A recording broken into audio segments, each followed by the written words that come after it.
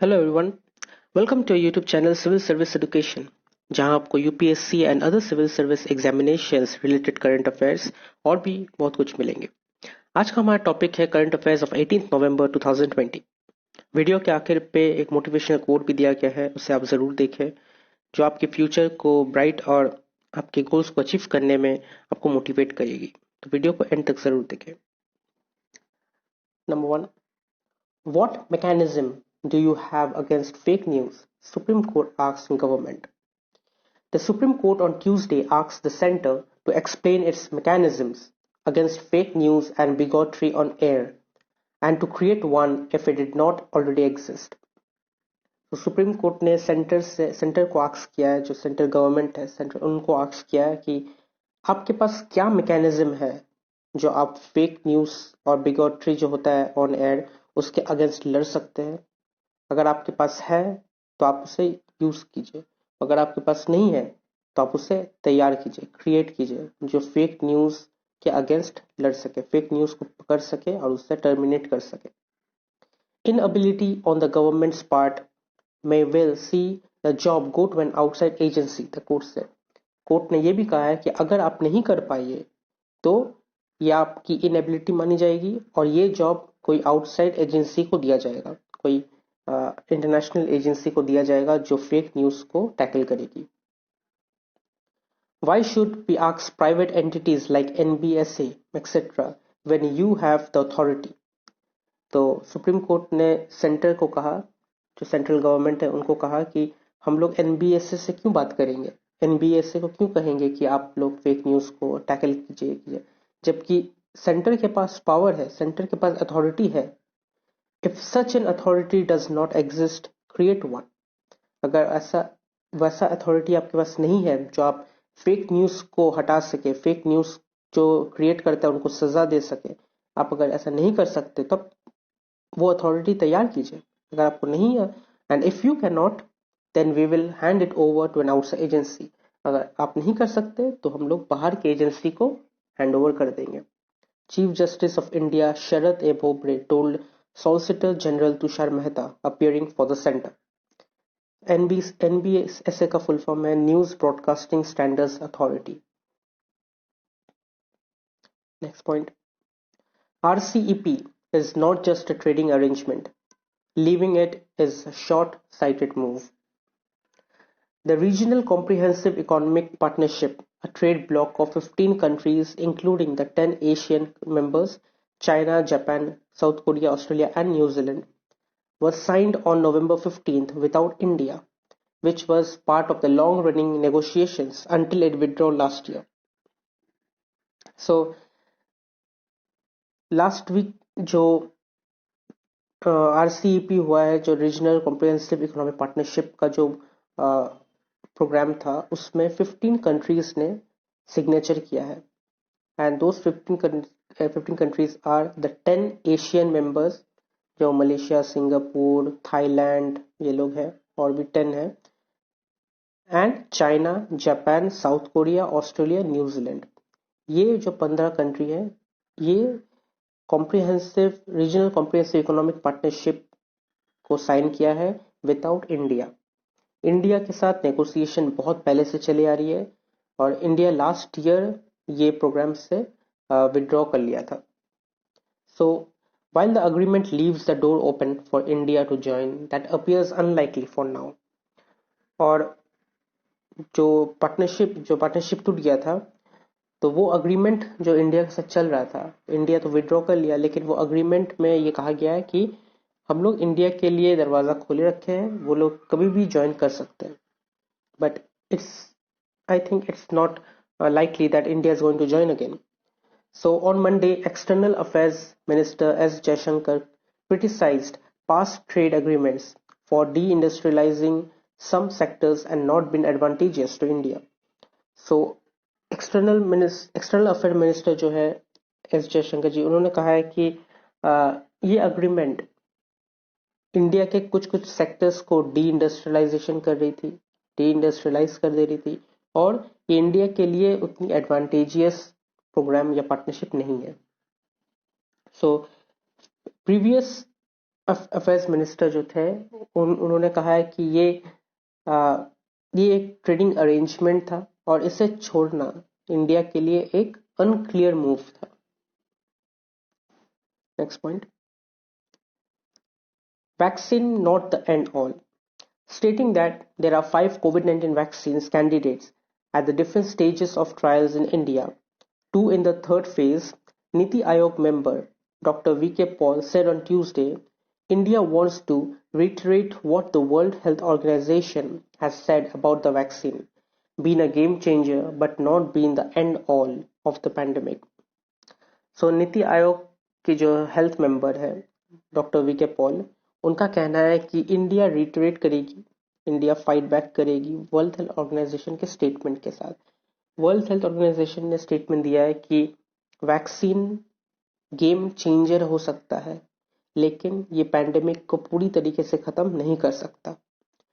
So doctor V के Paul का कहना है कि ये वर्ल्ड हेल्थ ऑर्गेनाइजेशन का जो स्टेटमेंट था इनको वो गलत करार देगी और उनको दिखा देगी कि वैक्सीन पैंडेमिक को खत्म कर सकती है. जो इंडियन वैक्सीन तैयार हो रही है वो पैंडेमिक को खत्म कर सकती है. He said the vaccine, when it is available, will complement the other tools that already exist to tackle the pandemic. So उनका कहना है कि वैक्सीन सिर्फ पैंडेमिक को रोकने के लिए काम कर रही है और एक बार रुक जाए बाकी का जो सिस्टम है वो पहले से ही अवेलेबल है इंडिया के पास. जैसे कि अगर कुछ नॉर्मल फीवर हो, नॉर्मल कॉफ हो, नॉर्मल ब्रीदिंग प्रॉब्लम हो, वो सब के लिए इंडिया के पास टूल्स अवेलेबल है, बस कोविड के लिए वैक्सीन अवेलेबल नहीं है. सो जब कोविड का वैक्सीन अवेलेबल हो जाएगा, कोविड जब एक जगह में बैरियर लगा देगा, फुल स्टॉप लगा देगा, उसके पीछे वाले हिस्से को इंडिया के जो टूल्स रेडी है वो काम कर लेगी, वो टैकल कर लेगी पैंडेमिक को. So Health Secretary Rajesh Bhushan said recovered cases in India have now crossed 82.9 lakhs. So India के नीति आयोग के मेंबर का कहना है कि वो लोग कर सकते हैं और हु का कहना है कि वैक्सीन गेम चेंजर हो सकता है लेकिन ये पैंडेमिक को रोक नहीं सकता. फिलहाल ये तो वक्त बताएगी, लेकिन इंडिया का रिकवरी रेट ये जरूर कहती है कि India can tackle the pandemic quite easily than other countries. Next point. NHRC notes a drop in women workers. Guidelines to the government to improve women's participation in the workforce would be issued by the National Human Rights Commission soon. A meeting of the NHRC's core group on women attended by representatives of the Women and Child Development and Skill Development Ministries, NGOs, lawyers, and civil society members on Tuesday discussed the reason for the low participation of women in the labor force. So, national human rights commission ने labour force के work पे women workers का rate बहुत drop होते हुए देखा गया है. उन्होंने ये ड्रॉप रेक्टिफाई किया, रिपोर्ट किया और उन्होंने एक मीटिंग बुलाई जिस मीटिंग में नेशनल ह्यूमन राइट्स कमीशन थे, उनके साथ साथ women and child development, skill development ministries, NGOs, lawyers और सिविल सोसाइटी मेंबर्स भी अटेंडेड थी. और उन लोगों का ये डिस्कशन हुआ कि इतनी कम वुमेन क्यों पार्टिसिपेट कर रही है लेबर फोर्स के लिए, रीजन क्या है. सो मिस कलरा who chaired the meeting, जिन्होंने ये मीटिंग बुलाई है, said National Human Rights Commission would be coming up with ministry-wise recommendation based on the discussion soon. उनका ये कहना है कि national human rights commission ministry wise recommendation start करेगी. According to the periodic labor force survey reports released by the National Statistical Office, women's participation in the workforce fell to its lowest point since independence in the year 2017-18. So, labour force survey से देखा गया है, जो national statistical office के द्वारा report की गई है, उसमें देखा गया है कि वुमेन का पार्टिसिपेशन वर्क फोर्स में, लेबर फोर्स में बहुत ज़्यादा गिर चुका है. और ये इंडिपेंडेंस से तो मतलब फर्स्ट टाइम इंडिपेंडेंस के बाद ये इतना गिरा है 2017-18 में। The major decline can be seen since 2004 from 29.4% to 17.5% in 2017-18। 2004 में 29.4% था और 2017-18 में देखा गया वो गिर के 17.5% हो गया। सो क्यों वुमेन लेबर फोर्स में डिक्लाइन हो रहा है, क्यों वुमेन्स का काम डिक्लाइन हो रहा है, क्यों वो लोग काम नहीं करना चाहते, ये सब डिस्कशन चलेगा। This has a marginally increased to 18.6 in the year 2018-19, a note for the core group meeting said। और ये भी कहा गया कि 17-18 में जो 17.5 था 18-19 पे 18.6 देखा गया, थोड़ा बड़ा है, मार्जिनल बड़ा है, कुछ ज्यादा नहीं बड़ा। लेकिन इतने जो रिप्रेजेंटेटिव्स हैं ये लोग ये चीज पे फोकस करेगी, क्यों वुमेन काम नहीं करना चाहती, क्यों लेबर फोर्स में वुमेन का काम कम हो रहा है। It may be on site behaviour of other workers जो होता है। तो ये सब चीज को माइंड में रखते हुए वो लोग नए डिसीजंस लेंगे, नए मिनिस्ट्रीज के साथ रिकमेंडेशन बेस उसको प्रोवाइड करेगी। Next point, study highlights online education woes। A field study by the Azim Premji University on the efficacy and accessibility of e-learning has found that more than 60% of the respondents who are enrolled in the government school could not access online education। So, Azim Premji University के तरफ से एक field study किया गया था जो e learning को लेके एक स्टडी था कि जो कम अपॉर्चुनिटी वाले जो स्टूडेंट्स हैं, जिसके पास ज़्यादा पैसे नहीं होते, जिसके फैमिली के पास ज़्यादा पैसे नहीं होती, जो पुअर है, वो लोग ऑनलाइन स्टडी कैसे कर रहे हैं, उनके पास क्या हर चीज़ का एक्सेसिबिलिटी है, क्या उनके पास फोन्स है, इंटरनेट कनेक्शंस है, क्या वो लोग ठीक से पढ़ाई कर सकते हैं। तो यही स्टडी करने के लिए अजीम प्रेमजी यूनिवर्सिटी की तरफ से फील्ड स्टडी किया गया है और उसमें यह देखा गया है 60% of responded who were enrolled in government school could not access online education। और ये स्टडी से ये देखा गया है कि 60% जो स्टूडेंट्स हैं वो लोग, जो गवर्नमेंट स्कूल के स्टूडेंट्स हैं, वो लोग ऑनलाइन एजुकेशन एक्सेस नहीं कर सकते। सो ये जो स्टडी किया जा रहा था, इस वजह से ये स्टडी का टाइटल दिया गया है myths of online education. Online education का मिथ मतलब जो दिखाया जाता है कि ऑनलाइन एजुकेशन बहुत अच्छा है लेकिन एक्चुअली ऑनलाइन एजुकेशन दिया नहीं जा रहा है, तो वो एक मिथ है। So the study title myth of online education was undertaken in 5 states across 26 districts and covered 1522 schools। सो ये फील्ड स्टडी 5 स्टेट में की गई है, 26 डिस्ट्रिक्ट में और 1522 स्कूल्स में ये पूरा स्टडी किया गया है। More than 80,000 students studied in this government school. और ये जितने भी स्कूल में गए हैं, टोटल 80,000 स्टूडेंट्स पढ़ते हैं इतने स्कूल में। The study examine the experience of the children and teachers with online education.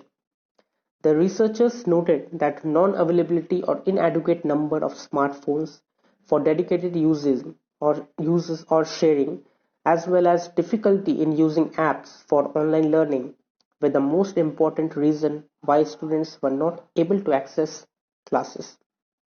So ये स्टडी एग्जामिन किया कि चिल्ड्रन एंड टीचर्स को ऑनलाइन एजुकेशन में कितना एक्सपीरियंस है और ये देखा गया है कि बहुत किसी के पास स्मार्टफोन अवेलेबल ही नहीं है या फिर ऐसा स्मार्टफोन नहीं है जिसमें वो लोग अच्छे से ऑनलाइन एजुकेशन कर सकते, और उनके लिए एप्स, जो ऑनलाइन ऐप होता है, यूज करने में भी डिफिकल्टी होती है। So children with disabilities in fact found it more difficult to participate in online session. So ये देखा गया है कि 90% डिसेबिलिटी स्टूडेंट्स के जो टीचर है उनका यही कहना है कि 90% डिसेबिलिटी स्टूडेंट्स ये पार्टिसिपेट नहीं कर सकते, ऑनलाइन स्टडी नहीं कर सकते। सो इसके पीछे रीजन क्या है? इसके पीछे करना क्या चाहिए, सबको प्रोवाइड करना चाहिए मटेरियल। आप अगर ऑनलाइन एजुकेशन करवा रहे हो तो आपको प्रोवाइड करना चाहिए, आपको स्मार्टफोन प्रोवाइड करना चाहिए, आपको इंटरनेट कनेक्शन प्रोवाइड करना चाहिए। और अगर आप नहीं कर सकते तो this is not good for the students, उनको एजुकेशन नहीं मिलेगा, वो स्किलफुल नहीं बन पाएंगे, वो एडुकेटेड नहीं बन पाएंगे। So government have to see all in all of these things and ये स्टडी को ये स्टडी को देख के उनको सीखना चाहिए, उनको जानना चाहिए और उनको एक्शन लेना चाहिए। Next point, cities need a reset as pandemic exposed frailties. The pandemic has exposed the vulnerabilities of cities that served as the world's growth engines till now. Prime Minister Narendra Modi said on Tuesday, calling for a post-COVID-19 change in protocols similar in scale to the post-war rebuilding effort to develop more sustainable and resilient cities. तो pandemic की वजह से हमारे cities को बहुत नुकसान हुआ है, बहुत ज्यादा। जहाँ पे ग्रोथ होता था वहां पे और ग्रोथ नहीं हो रहा है, ट्रांसपोर्ट सिस्टम बंद हो गया, सब कुछ बंद हो गया। सो प्राइम मिनिस्टर का ये कहना है कि इसे हम लोग पोस्ट वॉर, अगर कोई वर्ल्ड वॉर होता है, कोई वॉर होता है, तो वॉर के बाद जब हम लोग फिर से रिबिल्ड करते हैं अपना सिटीज को, अपने कंट्री को रिबिल्ड करते हैं, प्राइम मिनिस्टर कहना है कि आप उस तरीके से देखें, इसे आप पोस्ट वॉर के हिसाब से देखें, जहाँ पे हम लोग रीबिल्डिंग कर रहे हैं हर चीज को और फिर से रहने लायक जगह बना रहे हैं। Stressing that the restart would not be possible without a reset of mindset, processes and practices, he said the historic reconstruction efforts after the two world wars offer several lessons. So पहला यही कहना है उनका कि जो restart कर रहे हैं वो हमें अपना माइंडसेट को रीसेट करके स्टार्ट करना पड़ेगा, हमें प्रोसेस करना पड़ेगा, प्रैक्टिस करना पड़ेगा और फिर से रिकंस्ट्रक्शन में काम देना पड़ेगा। क्योंकि दो वर्ल्ड वॉर के बाद जो रिकंस्ट्रक्शन किया गया है इससे हम लोगों को बहुत लेसन मिला है, हमें बहुत कुछ सीखने को मिला है। Post of the world Wars the entire world worked on a new world order, the new protocol were developed and world change itself. तो नए ऑर्डर, नए प्रोटोकॉल लाए गए, नए रूल्स लाए गए। Adding that COVID-19 had provided a similar opportunity to develop new approaches in every field. तो उनका ये कहना है कि कोविड-19 भी नए नए अपॉर्चुनिटीज लाई है, जो कि हर एक फील्ड में नए डेवलपमेंट किए जाए और नई नई चीज स्टार्ट की जाए, ट्रांसपोर्ट से लेके हर चीज में। Next point, Trump sought options for attacking Iran nuclear site.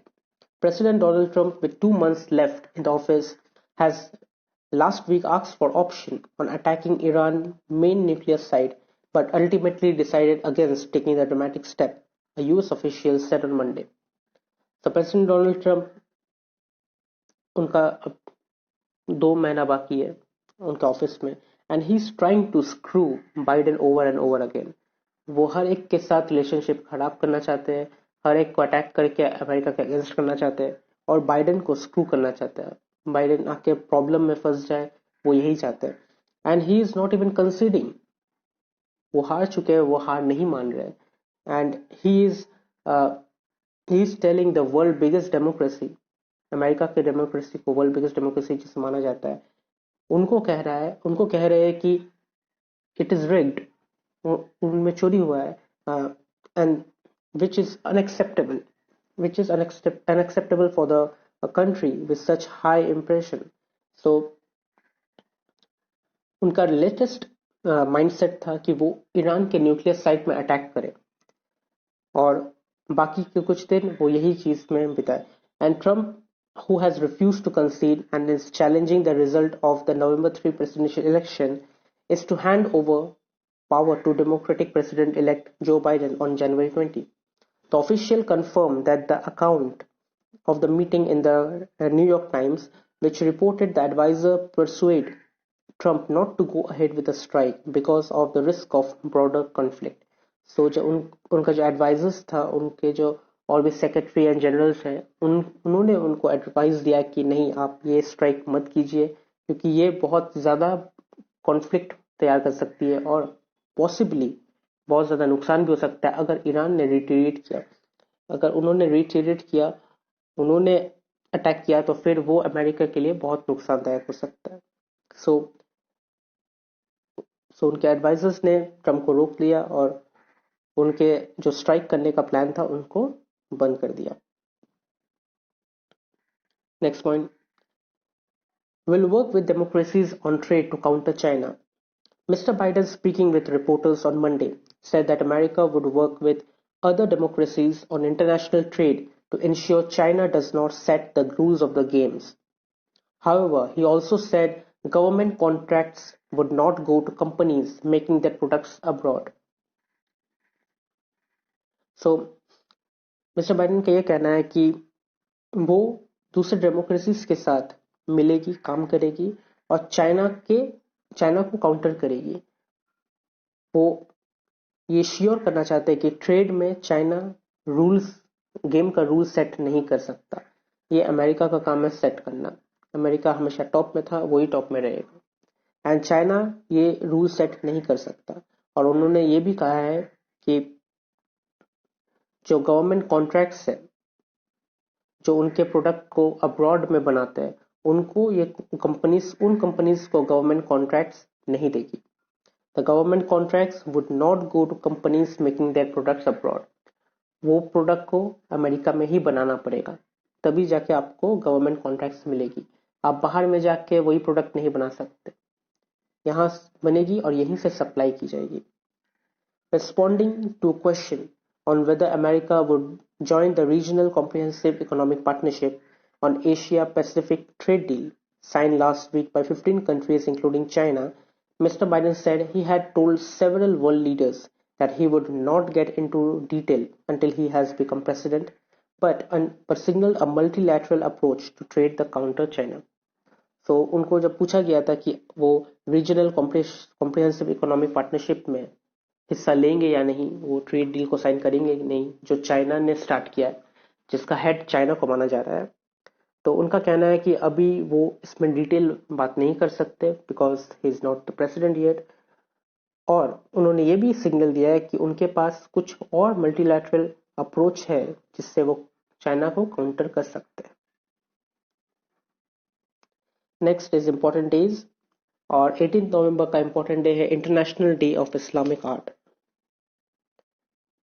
And last is today's quote, और आज का कोट है, to accomplish great things we must not only act but also dream, not only plan but also believe. So ये बहुत बहुत बड़ा coat है, बहुत डीप कोट है। आप अगर कोई चीज को पाना चाहते हो, आप सिर्फ वो कह नहीं सकते और आप सिर्फ वो कर नहीं सकते, आपको वो ड्रीम करना पड़ता है। आप कुछ करना चाहते हो, बनना चाहते हो, तो आप वो ड्रीम कीजिए और आप उसे अचीव कीजिए। और हर चीज प्लान तो कर सकते हैं, लेकिन आप उसमें बिलीफ रखें। आपने प्लान कर लिया कि आपको आईएएस बनना है, लेकिन आप उसमें बिलीफ नहीं रखते कि आपको आईएएस बनना है, सो आपका वो प्लान कभी कामयाब होगा नहीं। So your dream is to become an IAS officer or IPS officer or anything. You dreamt about it, you believe in it. After that, you can act and you can plan. आपको पहले ये dream करना है, आपको उसमें belief रखना है, फिर आप उसे प्लान कीजिए और आप फिर एक्ट कीजिए। सक्सेस आपके पास हो। आपको एक तरीके से चलना पड़ता है।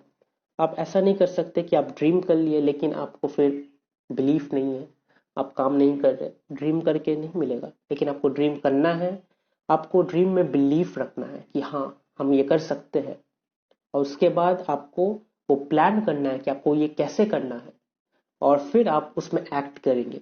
आप एग्जाम्स देंगे, आप मॉक टेस्ट देंगे, आप पढ़ाई करेंगे और उसके बाद आप एग्जाम को क्रैक करेंगे।